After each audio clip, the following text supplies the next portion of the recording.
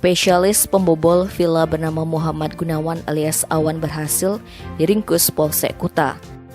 Garong bergaya hedon ini ditangkap saat menginap di Hotel New Capsule, Jalan Braba nomor 2 Seminyak, Kuta Badung.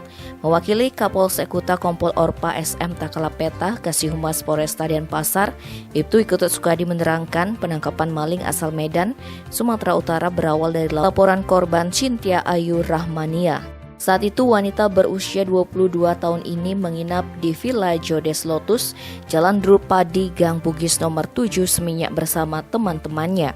Ketika bangun tidur Jumat 29 Oktober pukul 6.39, ia melihat iPhone 6s Gold miliknya yang ditaruh di atas meja hilang. Tidak hanya itu, iPhone 12 mini, iPhone 6s yang tengah dicas di lantai, dan iPhone 7 berikut KTP dan uang Singapura $500 milik teman korban juga raib.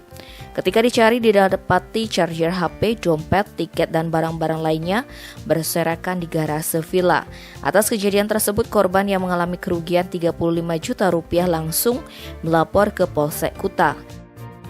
Setelah melakukan penyelidikan Selasa 2 November, tim Reskrim Polsek Kuta berhasil membekuk pelaku bersama barang bukti di tempat tinggalnya di Hotel New Capsule Seminyak. Saat diinterogasi, pelaku mengakui beraksi sendiri menggunakan motor sewaan ke TKP. Pelaku beraksi dengan memanjat tembok dan membuka pintu karena kunci nyantol. Barang-barang yang dicuri hendak dijual tetapi belum laku.